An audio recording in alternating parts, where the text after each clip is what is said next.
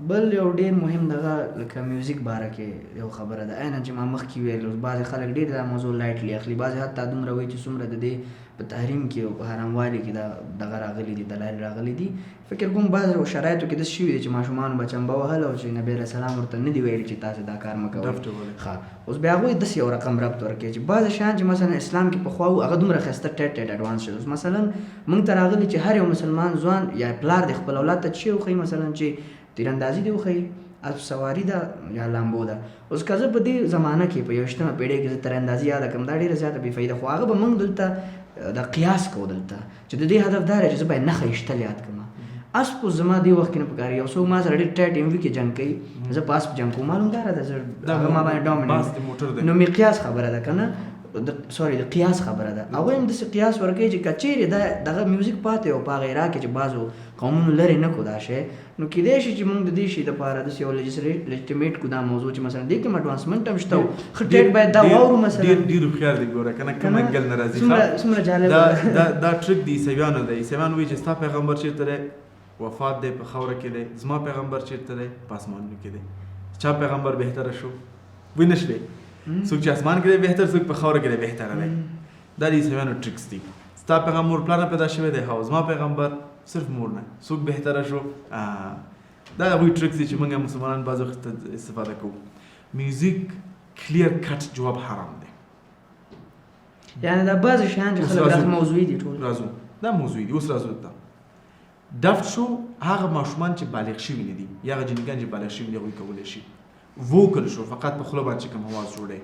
نشید بیکګراوند کې شوي دا جواز لري لیکن زه په دې عقیده یم چې میوزیک کلیر کټ حرام دی د سورې لقمان شپږم آیت څخه لوستلی شي دا په کوم وخت کې نازل شو زه شپږ دلیل ته وړاندې کولی شم سایکولوجیکل چې ولې میوزیک حرام دی که لنډ جواب غواړئ کوی تفصیل درکړم مخکې تللی شم چې رښتیا خبرې زه خپله هم ډېره اورم که نه یو زما او دا نه دی چې صرف په حرامیت به یې ګوته بند کړي یو دفعه ټرای وکړه چې مې اورم زه چې اوس کوم ځای کې میوزیک اورم سر به دردېږي خبر هم دا ده چې لکه موږ ورسره دومره ایوالف شوی یم ورسره که نه نور ډېر ماته ایز شوی زه به تاته یو خبره وکړم ښه زه په پوهنتون کې وم نو زه په دې پوهېږم ګرلفرینډ ساتل حرام دی زما ټولو انډیوالانو ګرلفرینډ درلودله ډوډۍ ته هم تلو ځان سره به یې جنیکان راوستلې بل ځای ته بل ته چون زه یو سیکولر پوهنتون کې مې درس ویلی دی یو وخت کې زه په دې فکر شوم چې ګرلفرینډ بودن خو د ژوند یو ضرورت دی ته به یې تودنه ولرې زه په دې عقیده شوم نو بعضې وخت چې ماحول دی خراب وي ته فکر کوې چې دا کوم شی دا د ژوند یو برخه ده د روح سکون دی دا دی زه تفصیل دپاره بله ویډیو جوړوم ما د جالب هم دا دی که مثلا یو څوک پکې ځان ریسټرکټ کوي اوس تاسې کیدای شي د فیکټ نه بیخي خبره هم نه اوسي ماهر زین ما ډېر زیات اورېدلی ماهر زین یعنې داسې یو ترانې هم نشي سمیع یوسف دی نور دی سمیع یوسف خو لږ پخوانی او ماهر زین بیا لږ نور هم دا شی د ماهر زین اوس هغه کوم دی چې کوم ووکل میوزیکل انسټرومنټ بعض هغوی بیا وایي چې مثلا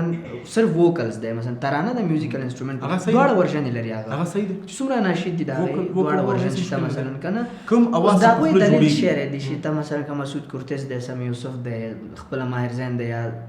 آی آر اف کې یو دانه و وروسته ډاکټر صاحب ذاکر نایک خواته لاړو اول بل ځای کې عبدالله بیگ نه خپله صرف زین مې زین چې شی و بیا چې یو ما ته نومې ساوت افریقا نه دی ساوت افریقا سر یې کړي خولۍ دي زمونږ کنداریانو ټایپ خولۍ دي نو هغوی بیا دا وایي چې موږ ضرورت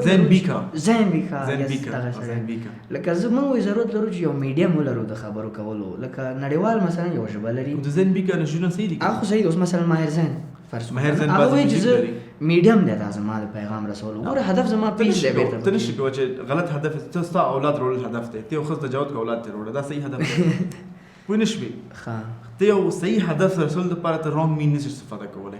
ته باید صحیح هدف دپاره صحیح لارې استفاده کړي بس اخرنۍ شی بي دي یو بله پوښتنه چې دوباره به تفصیلي یو پوډکاسټ بل وکړم چې ولې میوزیک اسلام ته حرام دی انشاءالله